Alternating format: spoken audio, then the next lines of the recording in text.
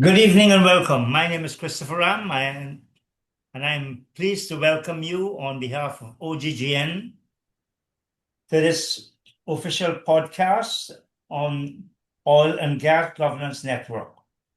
Our topic for today is Gas is not oil, gas development without a plan, question mark. And to discuss this matter with us this afternoon is Anthony Paul, Senior Energy Policy and Strategy Advisor. For those of you who are listening to this program the first time, you will know that OGGN was founded in the summer of 2017. It's made up of Guyanese at home and abroad. It's registered as a nonprofit in New York. It recognizes the prominence of oil at this stage in the trajectory of Guyana as a nation and why it will be so for many, many decades to come. OGGN is committed to long-term thinking, so maybe it's good and very appropriate that we have a strategy advisor in the person of Anthony Paul to talk with us this evening. Anthony, thank you very much for joining us. Thank you, Chris. And it's a pleasure to be with you once again and a pleasure to be on Kaichi News and with OGGN. Thank you for having me. Before we get into the gist of our discussion this afternoon, I wonder if you can tell us your own background and history in this particular area, because I think you're considered quite a regional expert in this matter, though I know you don't like the word expert. It's a term that's often used too much. So my background, Christopher, and again, thanks for having me, is I am by training and experience a geologist, a geophysicist, very practical background. I worked with my own government here in Trinidad and Tobago, where I was born and grew up. I worked as director of geology and geophysics, running exploration, licensing, overseeing exploration, and so on, contracts. I also work at Petrotrin, the state company. I worked with Amoco as exploration manager when we were finding these big gas fields in the late 90s. Then BP merged with Amoco, and I joined BP and went to London in strategy and worked on digital strategy for BP. And that actually got me to understand something quite distinct, that in countries like ours, where the operations are, we really do a good job understanding the operations, but we know very little about the business. We know very little about where the value is in oil and gas. When I came back home, I continued working for BP in managing our oil fields, our aging, and then I got involved in developing our gas fields and understanding where the value was in gas. And my mission, the assignment I was given, was how can Trinidad and Tobago benefit more from gas? Why was that important? Because as you may know, Trinidad had a long history of oil and gas, over 100 years of refining, over 50 years of natural gas to fertilizers and power. So LNG, where we entered, was the first time in Trinidad's history we were exporting raw materials from oil and gas instead of adding value. So the company was faced with a challenge. How do you create more value in Trinidad? And that's where I developed BP's procurement strategy, which focused on putting more value into the supply chain locally so that Trinidad can capture value that way. And that work helped me understand two things: how governments think and see the world and understand value, and then how companies see it. And what struck me was the asymmetry between companies and governments. And after 25 years working in the industry, I said, you know what, I will go out on my own and share what I know with my own people, which I did in Trinidad and Tobago, and wrote things like our local content policy. And then that work was captured internationally. I got invited people like the World Bank, the UNDP, to visit countries who are new to oil and gas, either had a recent discovery or about to enter oil and gas because they signed a contract with a company and don't know what to do about it. And the work was, what does the government need to do? How can they prepare them? So I help governments build strategies, build policies, build institutions, train people, build systems and procedures. One of them, as you may know, is working with Guyana. When Guyana discovered oil in 2015, the UNDP invited me to support Guyana in a forum in October 2015. And out of that, I did a piece of work for the then minister on assessing Guyana's readiness to manage the sector.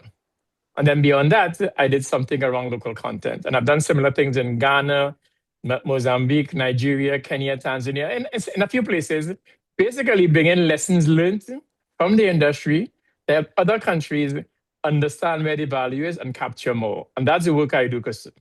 Thank you very much. Therefore, we're privileged to have you.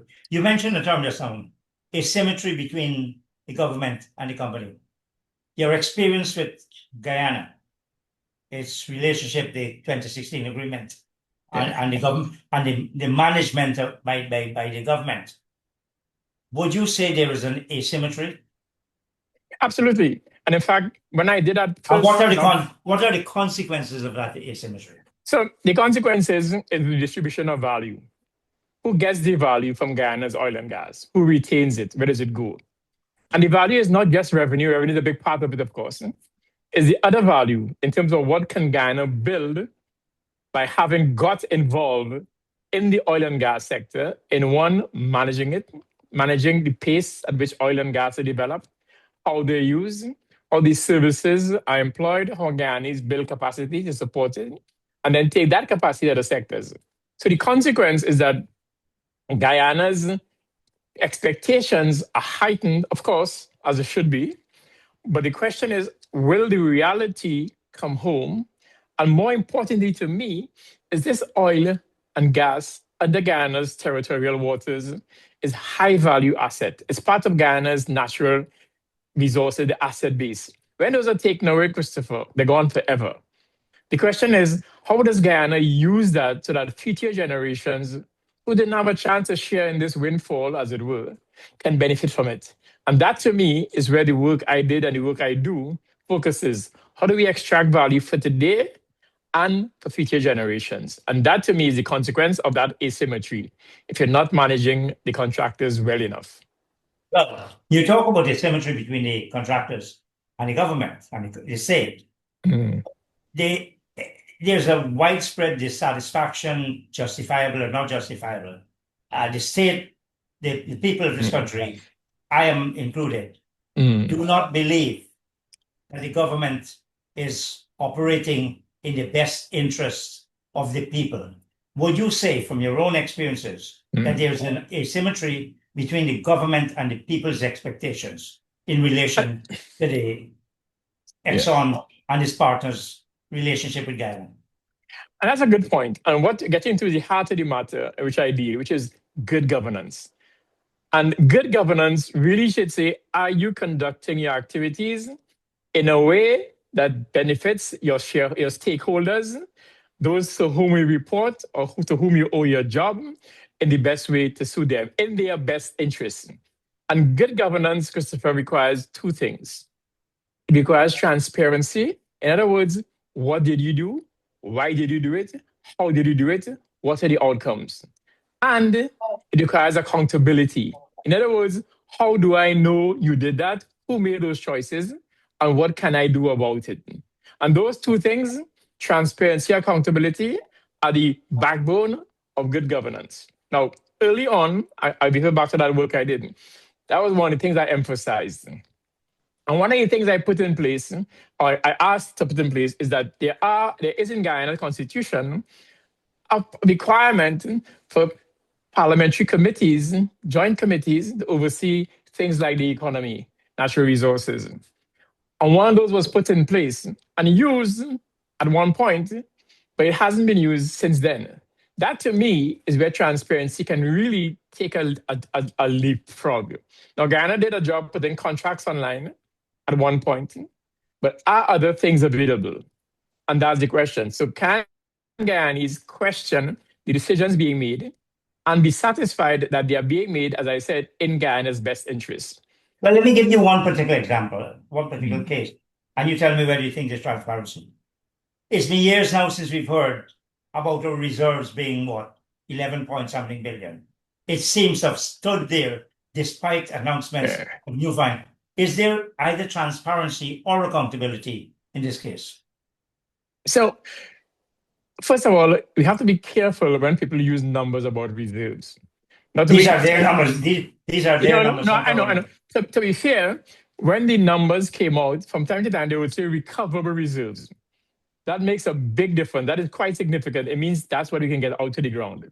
Right? Now, companies cannot declare commercial natural gas reserves unless they are have an approved project. But Tony, isn't it for them to say that? Isn't it? Must they not be consistent with what they've said from throughout the life of this experience? So there's two things. One, companies need to have audited reserves numbers done by a third-party independent auditor to be able to declare those as part of their assets, especially if their shares are on the stock exchanges or they borrow public funds in the US, for instance.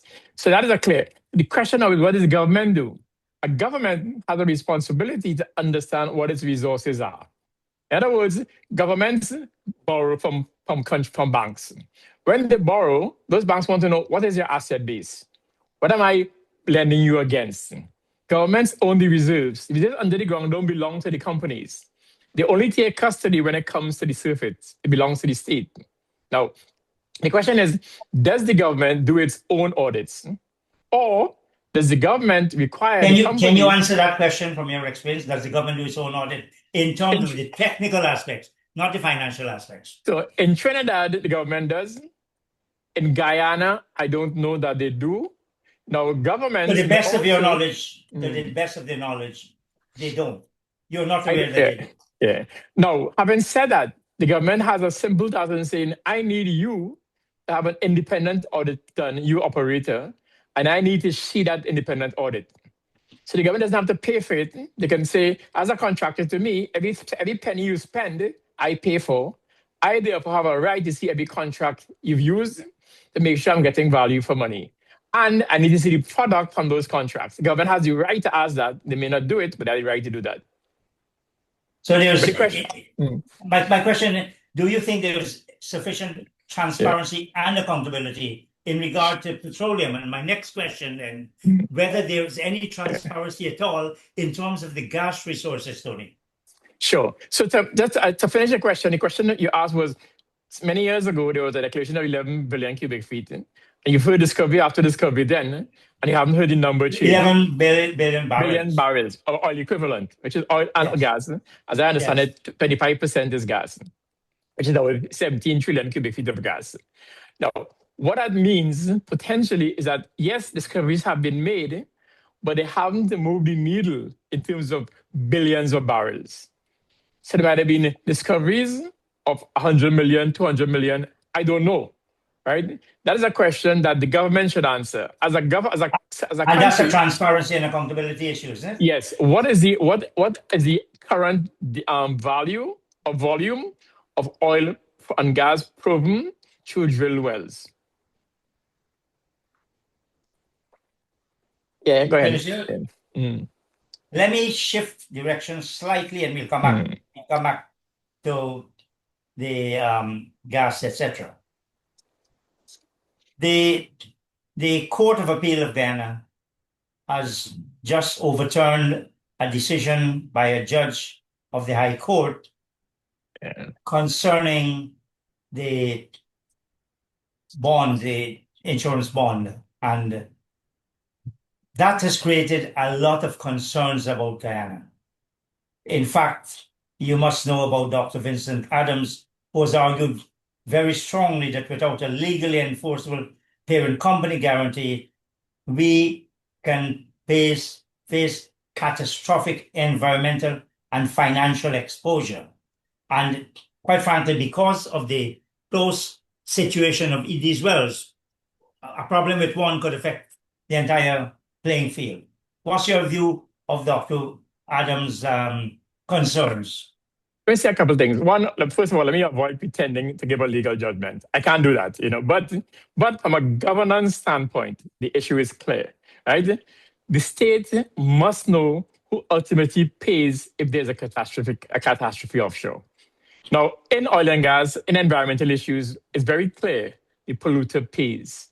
Now, the question really is, how does a country get a polluter to pay? And the deeper issue there is not only the guarantee, the deeper issue is institutional asymmetry. The same thing I mentioned, Exxon, Hess, CNOOC, or Chevron now, they have world-class lawyers, world-class engineers, insurers, risk modelers, negotiators. Guyana must have, in the EPA and the petroleum regulator, the Ministry of Natural Resources, must have technically strong, financially independent and legally confident, and importantly, politically protected individuals, institutions, and systems. If the public is to rely on court battles to establish to protect the basic risk, then the regulatory architecture must be there. And it's not there. Now, to go a little bit further, there are other mechanisms the state can put in place to get some protection. And for instance, what people have used are insurance. The company must have insurance, right? Secondly, they may also call for bonds, and a bond might be some instrument where the government can draw down on it. Those are the mechanisms. One of the things that Guyana faces, and most countries like that face, is the issue of thin capitalization.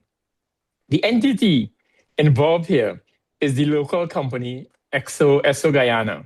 There is not, if I may correct you, please, there is not even a local company. This is a branch of an external company, which is a branch of some other thing. It takes about 3 steps to get to Exxon and Houston. Right. So the licensee, as far as I understand, in most jurisdictions, must have a legally registered entity, right? That entity might be Esso Guyana. But like I said, those companies have very little asset base. They have nothing. And I've seen in Trinidad where large international companies have come, own the suppliers' money, leave, don't pay them, and even if you sue them, you have nothing to get because there's no parent company guarantee, there's no bond. And that's the reason that countries will require an instrument that is more powerful than the asset base of the operating company. But that might not be able to cover the liability from a catastrophic event. So I understand the rationale for people wanting it. I understand why the court might decide one way, but I think Guyana should seek other opportunities, other options to cover that gap. But are you suggesting that you said you understand the rationale? Yeah. Are you suggesting that you think that Dr. Adams' concern about catastrophic consequences is going overboard? Or not at all. What I'm saying is that I can't judge on the court's judgment. The court might say that. What I'm saying is that if the court determines that option isn't available, I think Guyana should seek different options, which include bonds or insurance, right? Something that is tangible, that the government can draw upon, and that is not unreasonable, I don't think.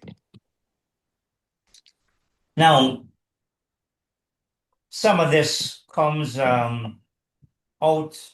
of the petroleum agreement signed in 2016, which, for all intents and purposes, is a 1999 agreement signed by then President Janet Jagan under a very antiquated Petroleum Exploration and Production Act of 1986. Do you think, as you know, I'm presuming you know, that this contract provides for renegotiation? It unambiguously does, condition yes, obviously the parties have to agree. Right.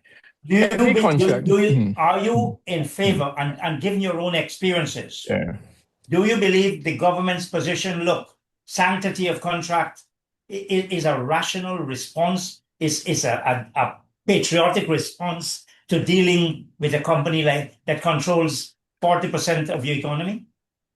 Let me go back to the 2016. 2016 isn't a continuation with a 1919 contract. It's a renewal of it, right? Now that 1999 contract expired. The then government had a choice to make. Do I renew this or do I get a new contract? I know the government sought advice and got advice, and this is after the discovery of Liza 1. Oil was discovered in June 2015 when the contract expired subsequently. The government knew and had choices to make and chose to go with those terms, which, as you say, reflect almost verbatim the 1919 agreement, except for some small things. So that was a choice. Now, the question you're asking is, can the government now go back and say, I don't like these terms, I want something else? And as you know, I wouldn't put it in those terms. Can the government go back and say, look, we want to invoke the renegotiation clause in the contract? So if there's a clause in the contract that provides for renegotiation, It does, as you know, it does. absolutely the government can do that. Right? The government can do it. Yeah. So there's one thing, Christopher, that I've seen lacking in politicians and my part of the pond in Trinidad and Tobago when facing big multinational companies. It's actually three things. There's backbone, and more backbone. That is lacking, right? So it's not knowing what's right, not knowing how to do it, it's not knowing getting it done. It's having the will and the confidence to stand up and do it. And that's my view in Trinidad. Whether or not that's the same thing in Guyana, you have to know. So the point you're asking is this: if there's a provision in the contract for renegotiation, and if events have shown the contract not to be just, then every contract, as you know as a lawyer better than I do, Chris, every contract presumes some level of justice. And if the question is in the contract, if things have changed materially from when the contract was drawn up, and changes have made it more unjust or grossly unjust, then there may be a basis for renegotiating. Having said that, companies always renegotiate, always ask for changes. Now, we know, for instance, that there were points in time when there should have been relinquishments. Were those used or were those extended? The fact that they were extended means there was a renegotiation. Every time there's a renegotiation, by default. No. Well, I mean, the fact of the matter is for it to become valid, right? It means somebody agreed. Yeah. So therefore, and as you and I know, once you're renegotiating, then the other party has the option to ask for a quid pro quo. So I'm giving you this, what do I get in return? So companies ask for what they want because they have the backbone to ask. That's what negotiation is about. Negotiation is about both parties putting the position. I want to take you up on this, Tony. Mm-hmm. You said the government had a choice. Yeah. I'm sure you're aware of Dennison, the director, JGMC director. Mm-hmm. His report when he went to Texas, they almost they twisted his arm and said, look, we're not discussing anything. You have to give us a new contract. And Sir Sridhar Ramphal, a great Guyanese, made perhaps the worst mistake in it. He created a bridging deed, which is why I'm saying that it is just a continuation. Call it what you will. There's a bridging deed that links the 2016 to the 2019. So yes, President David Granger should have stood up at that time, stand up for Guyana. He didn't. But is it too late? Is it too late now to renegotiate? It's not. It's not too late to renegotiate. In addition to which, the Exxon and any operator has to get different government permissions to do further work, whether it's approval of a field development plan, a permit to build a pipeline, all these things, the government can attach conditions, right? And those conditions can claw back value if the government was so inclined. Now, you said something interesting there. I mentioned earlier that one of the recommendations I made in my 2016 report is the government should put in place this committee of parliament. And they did. And the committee included the then former Minister of Finance, Mr. Jordan, and they called the then Minister of Natural Resources, Mr. Trotman, before it. And it's on the record. The committee, in fact, Mr. Jordan himself, a member of parliament, a cabinet minister, alongside Minister Jordan, Minister Trotman asked him the question, Minister, why did you agree to these terms? Very pointedly. And the answer was, I was so instructed. Right. All right. That's very telling, right? Now, let's get down to your experience. You've operated in many countries. Are you aware of countries in which contracts, petroleum contracts, with the same kind of stability clause, but with a renegotiation clause, are you aware of countries that have renegotiated their contracts? I am. I mean, and can you give me a couple of examples? Sure. There was a strong case in Tanzania where they used a term, I forget the term, but it really term these contracts are, I mean, really, it gave the sense, these contracts, really bad contracts, and they're renegotiated.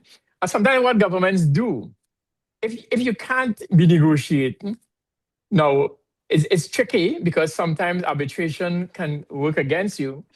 All contracts say you must obey the prevailing law, right? And in case of dispute, the law overrides the contract.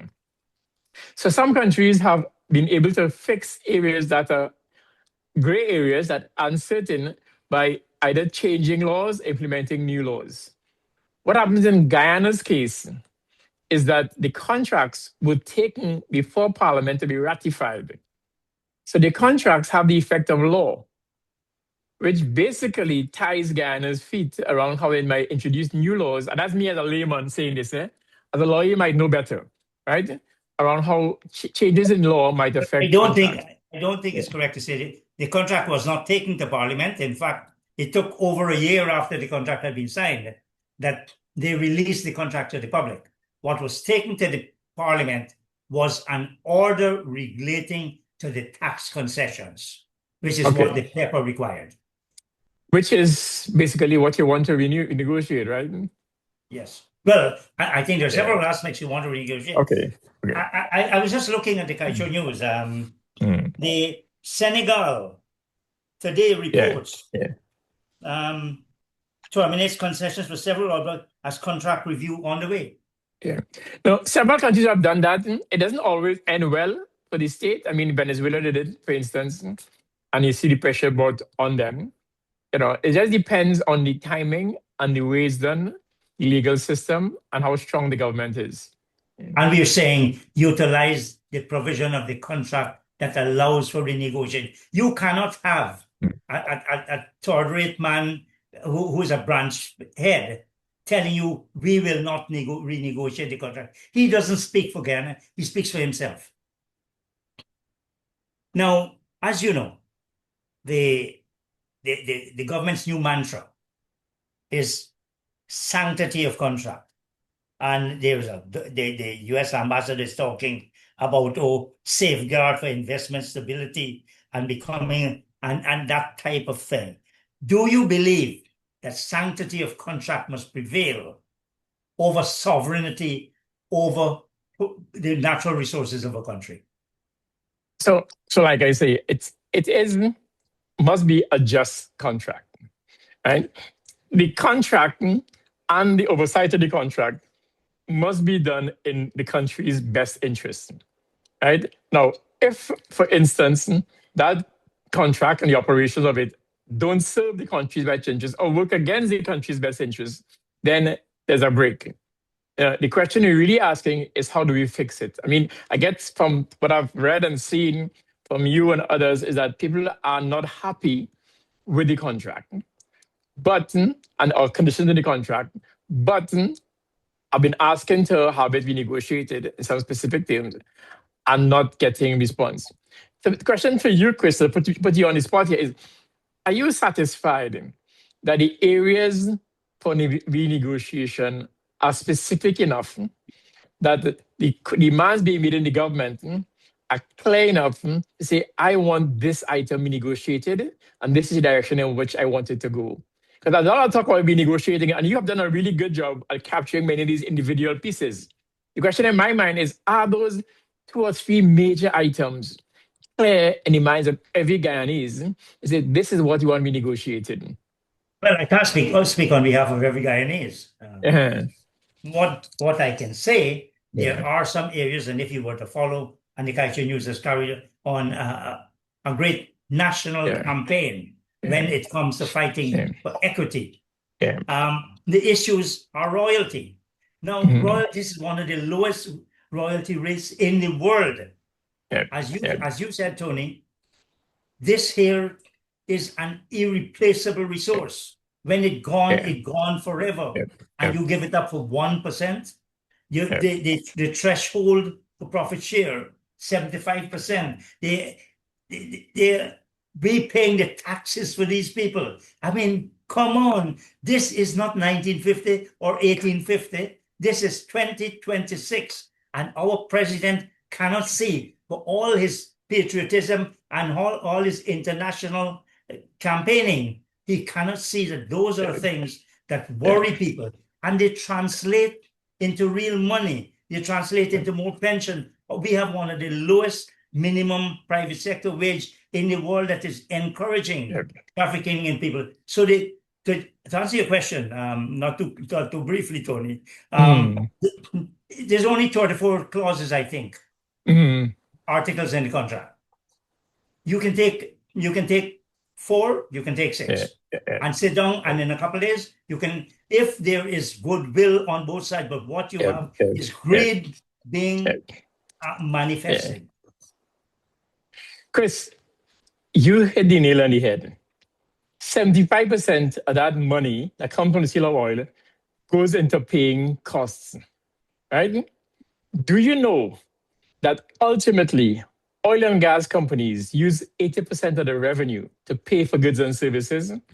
75% is the cap, right? Now, here's the thing. And here's where I tried and got some traction, but I think there needs to be some more traction in Guyana. That 80% goes to third-party contractors, right? Guyana is trying to claw that back through local content. In other words, get some local companies to get some of that 80%. Has anybody looked at where is that 80% going? It's going to building FPSOs. How much of that is staying in Guyana? Right? Now, here's the thing, Chris. When these companies provide these services, they get paid. And you know what they pay in taxes? They pay withholding tax. What is that in Guyana? 10%, 5%? What if they establish a parent company in Barbados or St. Lucia? You know what withholding taxes? 0. Meanwhile, Guyanese companies providing services, how much tax do they pay? Their tax, that's absolutely. Now, you're an accountant, you know tax, right? Why doesn't Guyana require that every company, every provider who provides services for Guyanese companies for more than 180 days per year, be registered in Guyana and be liable for tax in Guyana? Why don't they say for every contract above $1 million, $2 million, that's also a requirement? These are tax laws, right? Those are things you can do outside the existing contract without violating the contract. And you can claw back a lot of value. Because you're a lawyer, you're an accountant. Am I right or am I wrong? Yeah.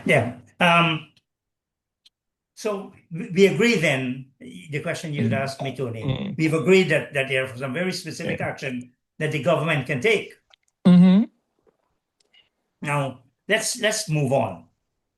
When this contract was signed, and as 1999, 2016, they did not seem to be a particularly strong emphasis on gas.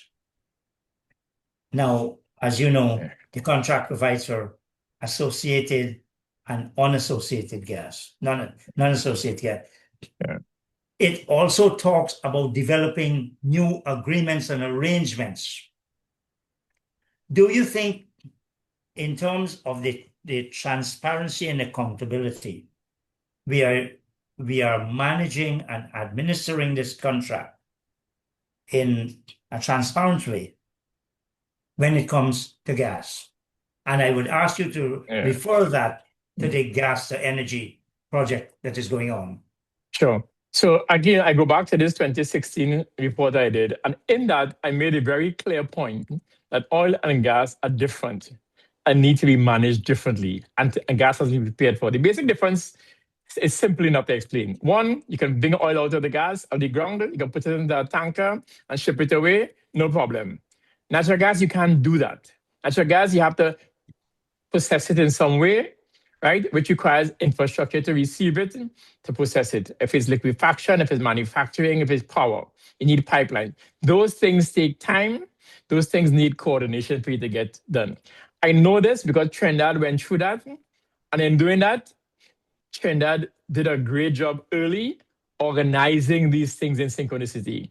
Now, people see Trinidad today and look at the state we're in of decline and say we shouldn't follow Trinidad, forgetting that Trinidad is coming off a high. How did we get on that high? What are the things we did well? And I've written a few articles recently in Kaieteur News on the difference between oil and natural gas and why Guyana needs to be prepared for natural gas. Now, as we know, the Whales project has gone into long overdue in terms of timing, high cost overruns. That to me is great lessons for Guyana to learn from. One thing you mentioned about transparency, and I said earlier that one good thing Guyana did in transparency is putting the contracts online. You have called on others for transparency on that gas to energy contract. One question that comes to mind is gas contracts and gas pipelines in particular are quite unique. Gas pipelines are utilities in a sense. Gas pipelines are typically easy to get finance. Why? Because you're not financing a pipeline, unless you have a guaranteed off-taker, right? Yes. That guaranteed off-taker and that guaranteed contract ensures the lender that they will get repaid.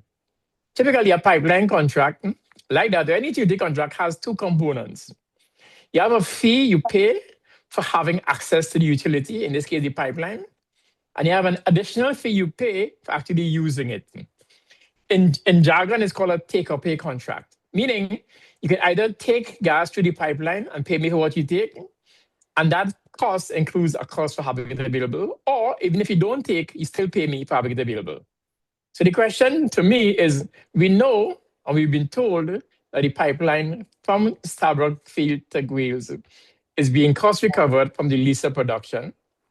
The question is, for transparency, does that contract include a take-or-pay clause? Meaning, the pipeline is built, it's ready, it's commissioned, right? Therefore, the contractor has built the contract and the pipeline and met its end of the deal. Now, the off-taker is a year plus behind schedule.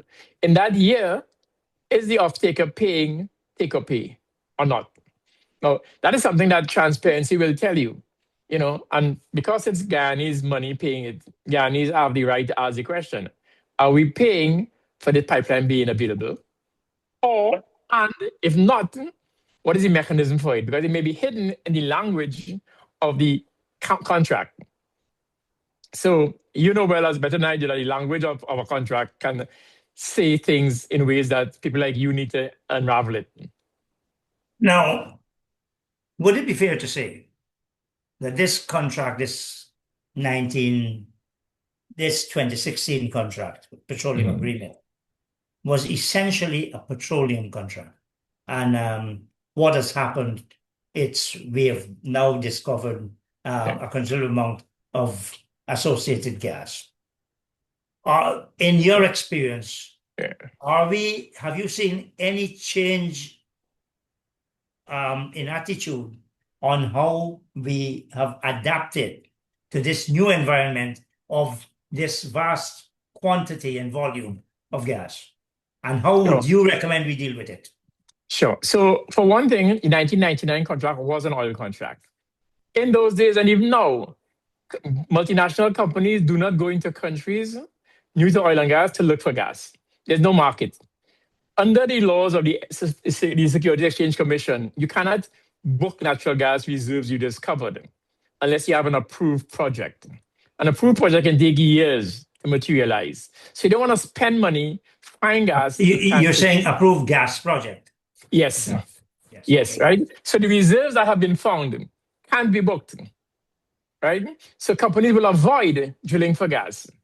If they find it, they might not even declare it because it doesn't make sense, right? So the contract was an oil contract.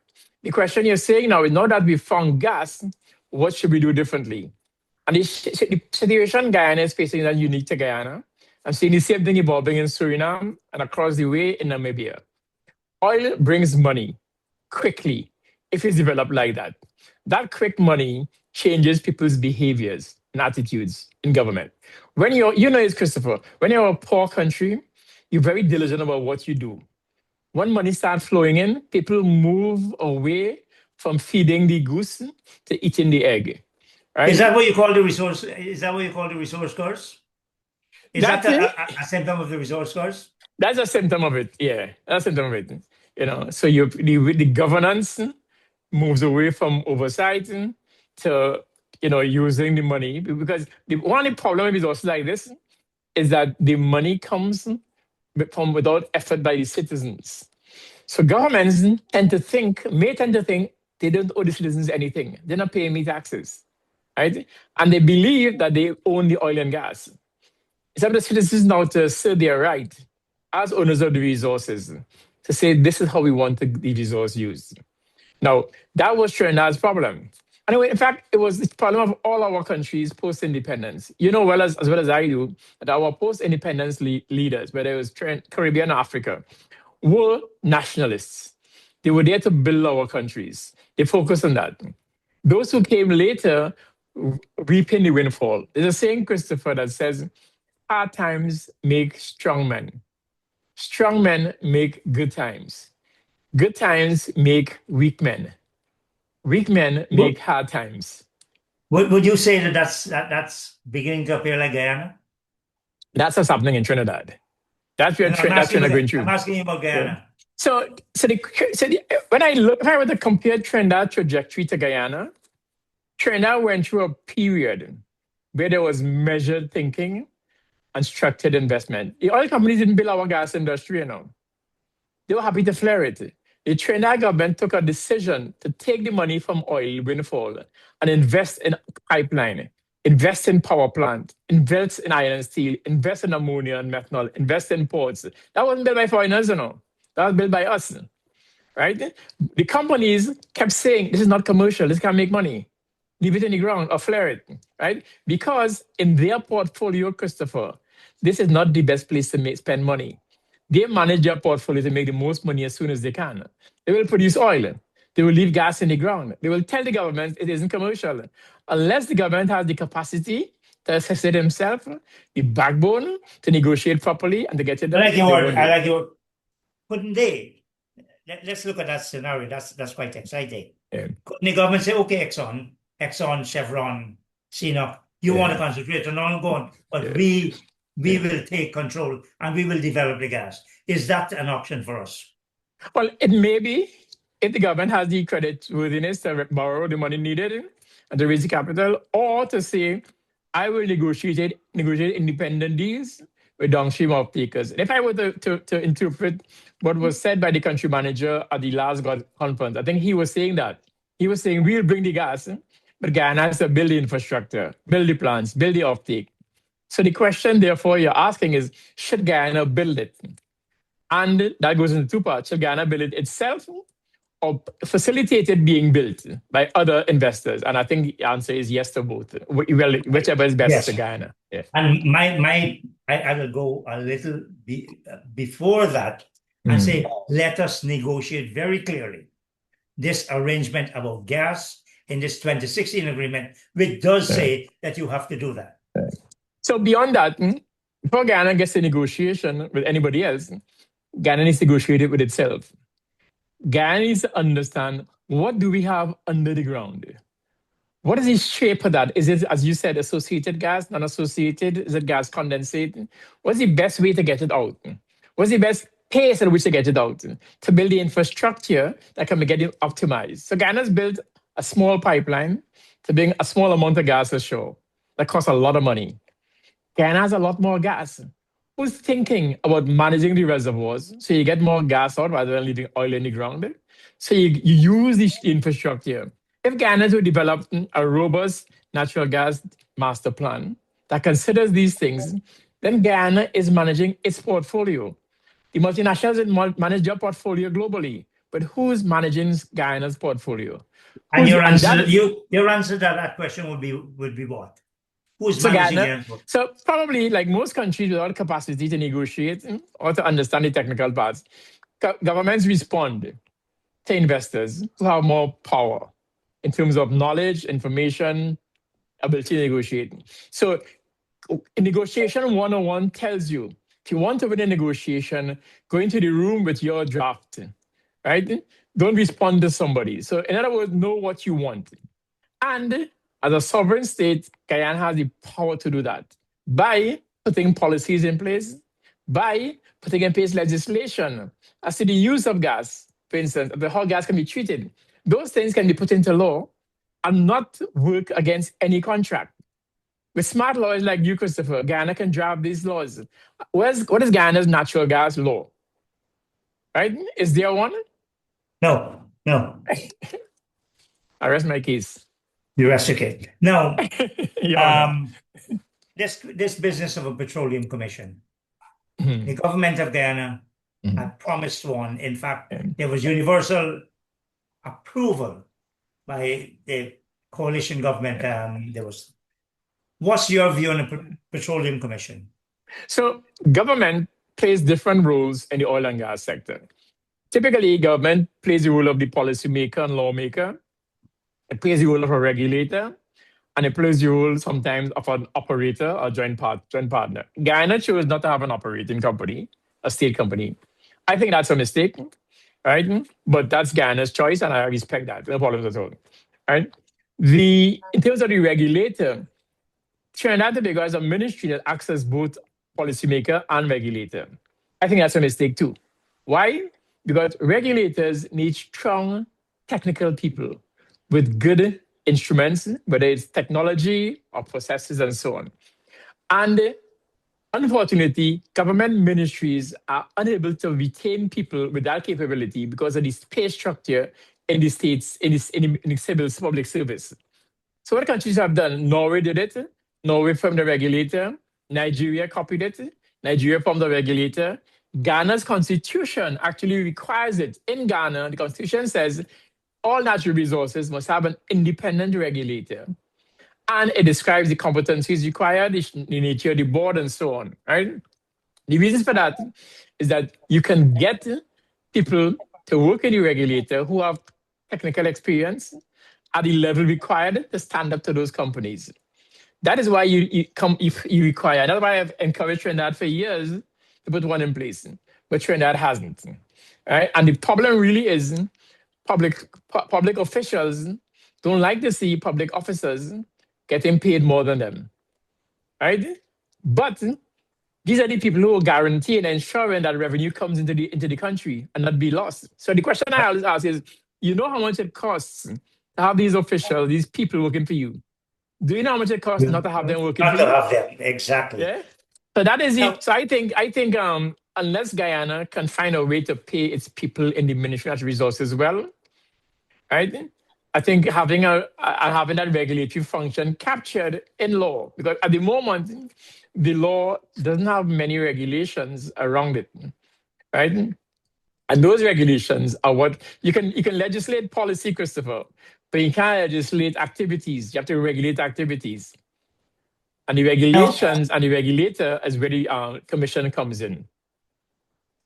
It's been what? We've been producing oil now for 5 years.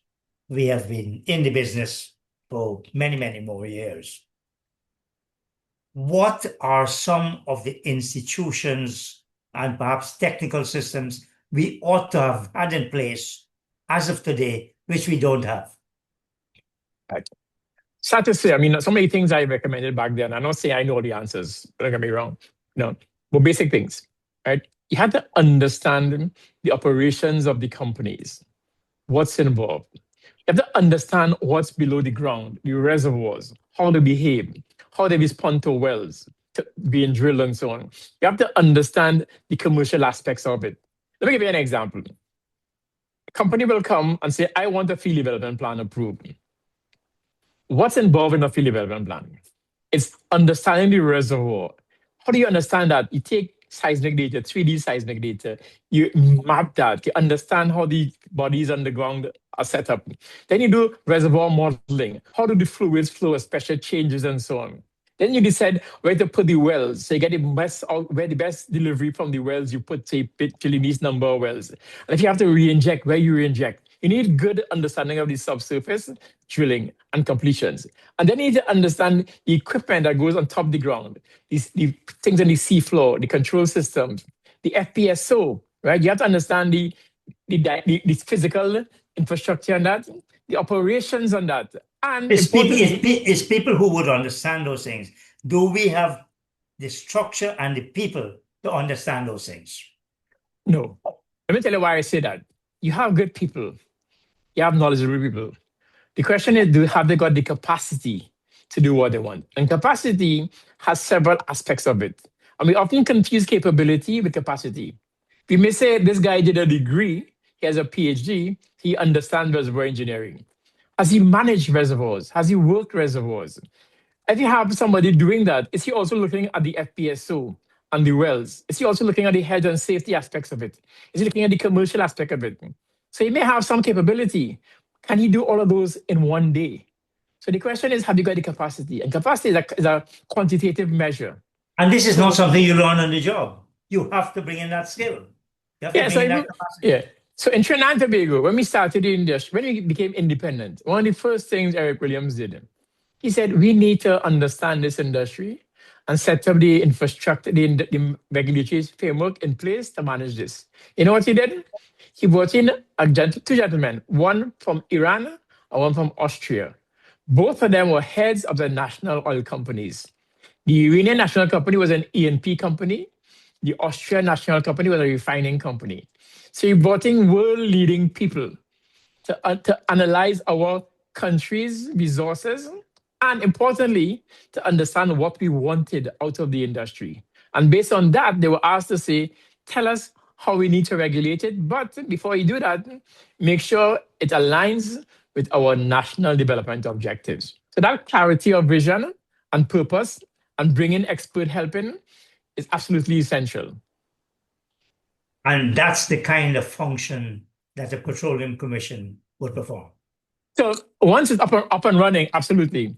But the commission needs to build people, needs to build process, needs to have technology and so on, right? And that's where you might need initial help to design that and put it in place. The Norwegians did a good job doing that for several countries in Africa at one point. They stopped doing it, when Guyana came on because of this climate change thing where they decided they're not going to support oil and gas anymore.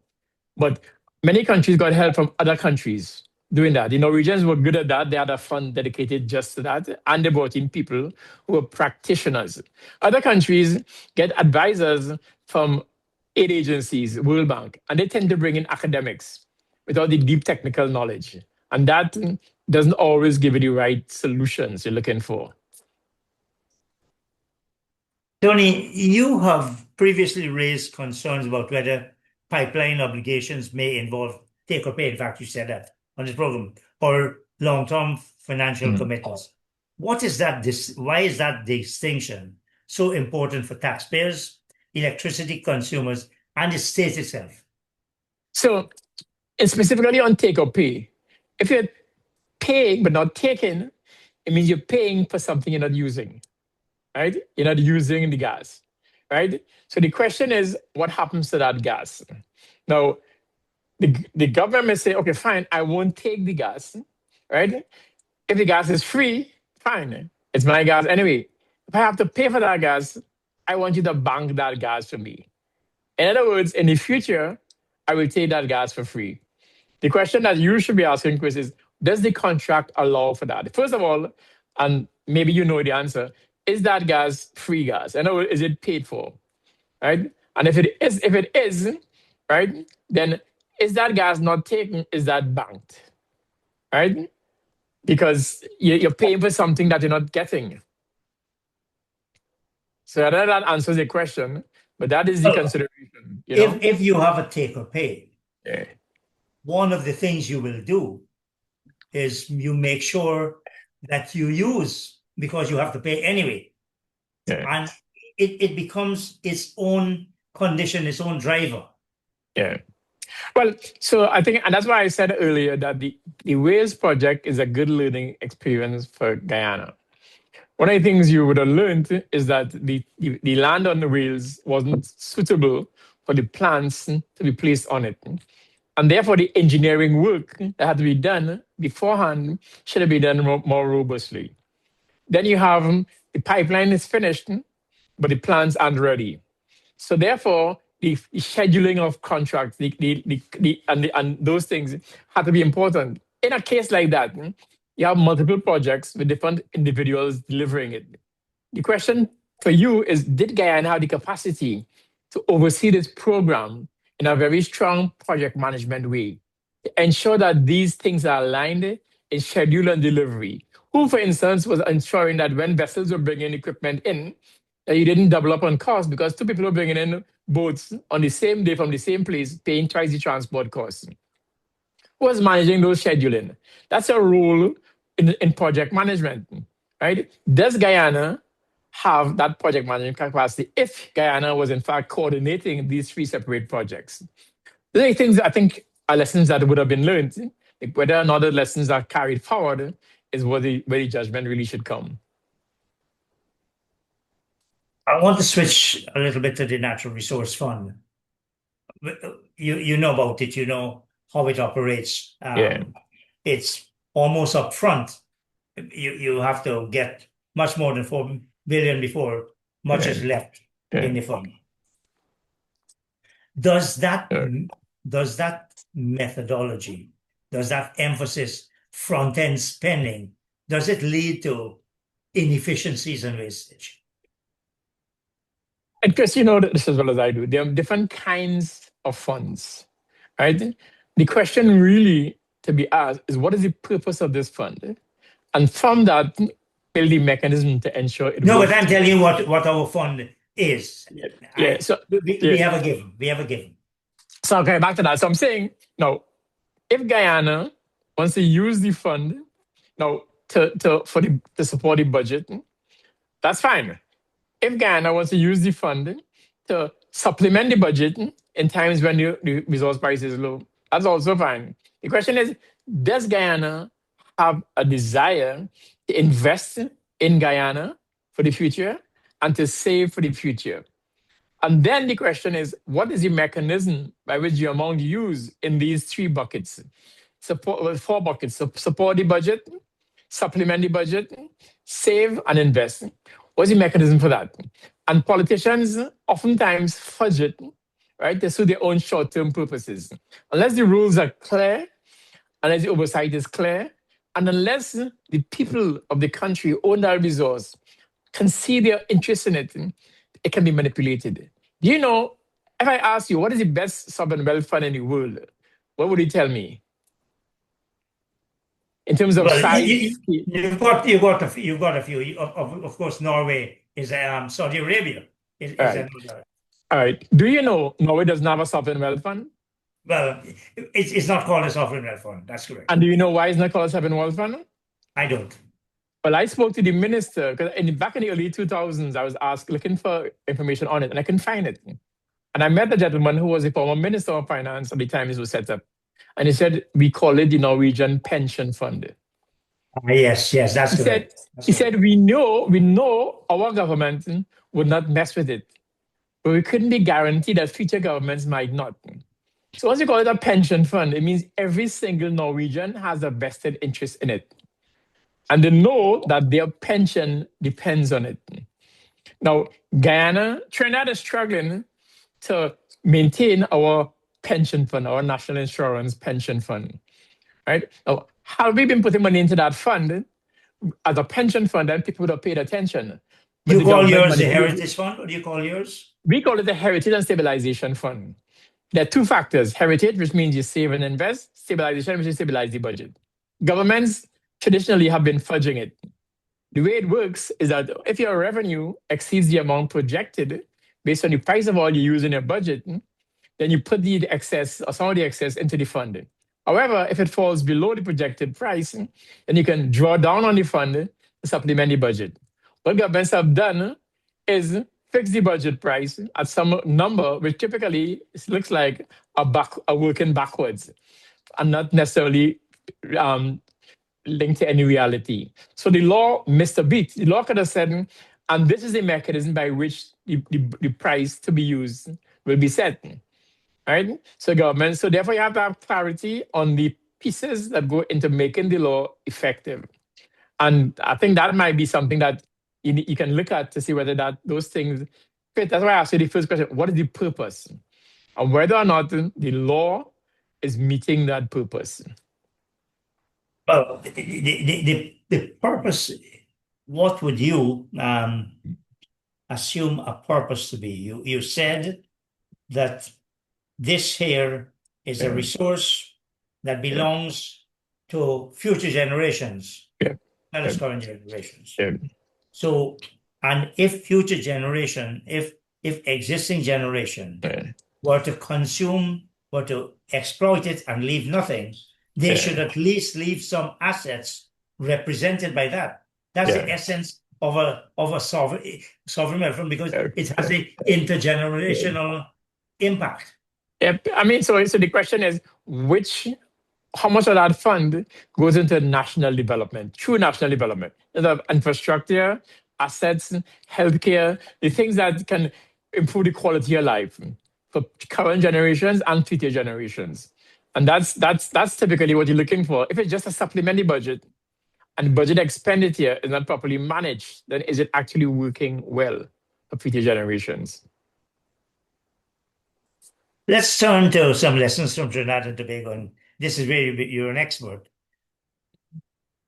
What did Trinidad get right? And what did it get wrong? What are the lessons we can learn from Trinidad? So go back to the beginning. Trinidad and Tobago came at this from a national development perspective. When Eric Williams invited these two gentlemen and put together a commission with local people, their mandate was, how do we get the most out of our resources under the ground? In other words, how do you make this country attractive always to have investors trying to get oil and gas out of the ground? How do we make sure we get our fair share of it? How do we ensure that our people get well-paid jobs? How do we make sure we get more value from the oil to refining? In 1963, he asked the question, how do we get more from our natural gas? But we're beyond some of those points, and the time against us. So Right. what are the lessons? So coming out of where that, we are now, what are the lessons? Right. So coming out of that was good institutions, good legislation, good regulations. What happened, Christopher, is that over time, because the conditions change, we didn't amend those legislations, we didn't strengthen institutions. So keeping an eye on what you need, its circumstances, and getting that correct fit purpose, I think is the most important lesson. And important in that is, again, good governance, transparency, accountability, good legislation, good institution, accountability, transparency. Those are the lessons that Trinidad and Tobago missed. And at the moment, we have decisions made by government, regardless of party, that don't always work in the national interest. What specific errors did Trinidad and Tobago make that you would warn Guyana not to repeat? The way we spend money. The money we spend in our budgets, we haven't got the capacity to manage spending well. Managing big money, as you know, Christopher, if you were to build $1 million house and you had a local fellow build it for you, you can manage him. If you decide you're going to build a $5 million place and you get a big contractor to do it, can you manage him yourself? He manages probably you. Not. Right? Exactly, right? So building the capacity to manage the money spend isn't a part of what Trinidad did really badly. They spent a lot of money and a lot of money is wasted. And of course, the other kind of where money goes without accountability is in people's pockets and not where it's supposed to go. So managing it, again, always making sure that the laws and the way the laws are implemented and overseen, regulated, public oversight is number one. Getting that right is number one. Is that because my question was, what mistakes did Trinidad make that we must avoid? Are you saying? What the mistake Trinidad made is we trusted our technocrats because they were smart people, smarter than us. They knew what they were doing. They appeared to be, and they were initially working in the public interest, and we let them do what they want to without accounting to us. Right? Over time, those individuals went away. The systems were never there to protect new entrants, protect us from new entrants. So what Trinidad did is we can trust people, but we must be able to verify what they're doing. So that, to me, is the biggest mistake we made. We didn't put things to verify the people we trusted were doing the right things. Well, Tony, before I thank you for appearing in this program on behalf of OGGN, I must ask you this final question. If you had the opportunity to meet the president and the vice president and the Minister of Natural Resources, these are the key people in the natural resource sector.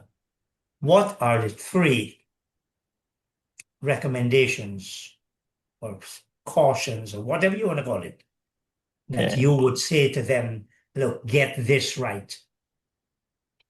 I would say first, create and fund a world-class oil and gas regulatory capability now. Not as a symbolic agency, but a technically staffed institution with reservoir, drilling, facilities, commercial, environmental, legal, and audit expertise. That's critical. Two, develop and publish a national natural gas policy. Before locking the country into additional pipelines, power plants, and downstream commitments, get that policy correct. It must address, like I said, the reservoir management, how you manage that gas, pricing, cost recovery, ownership, domestic use, industrialization, electricity tariffs, environmental risk, long-term fiscal value. You must have that. And the third thing I would say is to treat local content as transformation, not participation. I think the government of Guyana got caught up in jobs, right? There's more available in local content. The goal is not simply for Guyanese workers and companies to get small contracts. The goal should be to build Guyanese capability, credit-worthy firms, capital markets, technical skills, institutions that survive beyond oil and gas. This is not logic for local content framework. Jobs should lead to world-class businesses. World-class businesses should lead to a more efficient and more reliant company and economy. A closing line, Christopher, is Guyana's danger. It's not that it has oil and gas, we know that. Guyana's danger is that the projects may mature faster than the state matures. The national task now is to make the state mature faster than the projects. The state is lagging behind the projects, and the country will not catch up unless the state takes a concerted effort to get ahead of the contracts, the projects. And that to me is my biggest worry about Guyana. I have not seen movement in the depth of capacity in the ministry, in the GGMC.